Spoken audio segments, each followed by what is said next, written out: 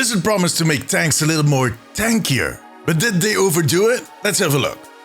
The mid-season balancing patch just dropped, and it is a bit of a bomb. And that's not only because of the Transformers collab, or even the summer games that started, but because of some balancing changes that are definitely going to be discussed heavily in the next few days. In his latest director's take, Keller, the game director for Overwatch, addressed the state of tanks, agreeing with a lot of feedback that has been going around in the community. And according to that blog, one of the reasons of those ongoing issues is that the tanks need some individual tuning after the Season 9 changes, and that they are lacking tankiness. Aaron promised in that blog that they were going to address these issues, and today's balancing patch is their first attempt. But let me run over the changes first. And we're starting out with a general change. The armor flat damage reduction was increased from 5 to 10 per projectile, raising tankiness, step 1. Next up is the tank passive. The ultimate generation reduction is increased from 30 to 40%. The knockback resistance is reduced from 50 to 40. So, on one end, the tanks are going to be less of an old battery. On the other end, they'll fly a little further when they get poked. And then there are the individual changes for every single tank. Brace yourselves. Let's start out with D.Va. The maximum duration on D.Va's defense matrix was increased from 3 to 3.5 seconds. And the explosion damage on her micro missiles was increased from 4 to 5.5 damage. So she went up from 126 to 153 max damage with direct impact.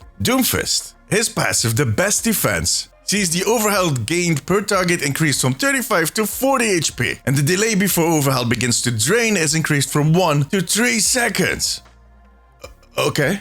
Junker Queen. The overhealth gained from commanding shout was increased from 150 to 175 HP. And the wound damage self-healing multiplier on Adrenaline Rush was increased from 2 to 2.5. Manga. His cardiac overdrive got a few changes. On one end, the duration was reduced from 5 to 3 seconds. But the lifesteal was increased from 60 to 100%, and the damage reduction was increased from 30 to 40%. On top of that, allies now receive only half of the lifesteal and damage reduction effect value. And for his overrun, the knockback damage was increased from 25 to 30, and the stomp damage was increased from 60 to 75. Okay, that was a rather lengthy one, but in a way it's a rather moderate one. If you think about it, it might actually be a nerf, because they shortened the duration of his cardiac overdrive, but it is more impactful, especially for himself. Alright, let's have a look at Orisa. The fortified duration was increased from 3.5 to 4 seconds. Look, Blizzard clearly is not happy with Orisa's performance, and I think a lot of players don't mind, but they are slowly trying to nudge her back into a place that is acceptable. Although I think it might be a little too soon. We'll see. Ramatra. The bonus armor on his Nemesis form was increased from 225 to 300. The pommel damage was increased from 60 to 65. Alright, my boy Reinhardt. The maximum health on his barrier field was increased from 1400 to 1600, and the barrier regeneration rate was increased from 140 to 160 health per second. On top of that, the wall impact damage on his charge was increased from 275 to 300. I'm never going to say no to a Reinhardt buff. I think that makes sense. And I think this is a pretty substantial one. On one end, the barrier is getting a health buff, but they're also going to up the regeneration rate, so it actually regenerates completely in the same time frame as before. I mean, it's definitely going to help him to survive. And good luck to anybody getting caught in his charge. It's going to hurt. Roadhog. You worried yet? All of Roadhog's changes are on his Pigpen ability. The area damage after activation was increased from 30 to 45 damage per second, and the recovery time was reduced from 0.55 to 0.4 seconds. The cooldown on Pigpen now begins immediately when used instead of after a short delay. So what that means is that we're going to see more traps and that they're going to do more damage. Okay. Sigma. The impact damage on the secretion is increased from 40 to 80. That's 120 in total damage. Holy hell. That is going to hurt. Awesome. Winston. The maximum health gained during his primal rage is increased from 500 to 700, and the secondary fire charge time on his Tesla cannon is reduced from 1 second to 1.85 seconds. And for Wrecking Ball, the allied overhealth transfer ratio on his adaptive shields is increased by 50%. And for his quad cannons, the automatic reload time while transformed is reduced from 2 to 1.6 seconds. Now, these last two are not too bad. Lately, I've been seeing a lot of Winstons die during the ultimate, more than ever. And that might be a skill issue for those Winstons, but this will definitely help. And they're giving his poke a little bump up, which I don't think is a bad thing. And while Wrecking Ball is doing a lot better lately, I don't think he's back to his old glory days. And this might get him a little closer. And Zarya is also getting some help. The health on her particle barrier and her projector barrier is increased from 200 to 225. And the duration is increased from 2 to 2.5 seconds. So longer and stronger bubbles for Zarya. That means that she's going to get more charge, especially on the platinum levels, and that her ult is going to charge a lot faster. But those were all of the individual tank changes. Now some of them have me scratching my head, but that might be a bit of a sunburn. Yeah.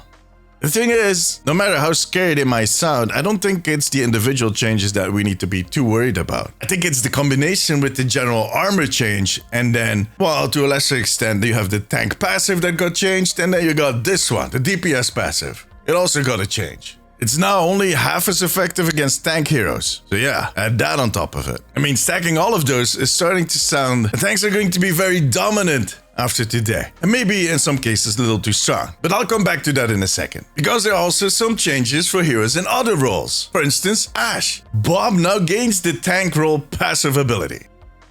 Okay, so Bob is a tank now. Cool.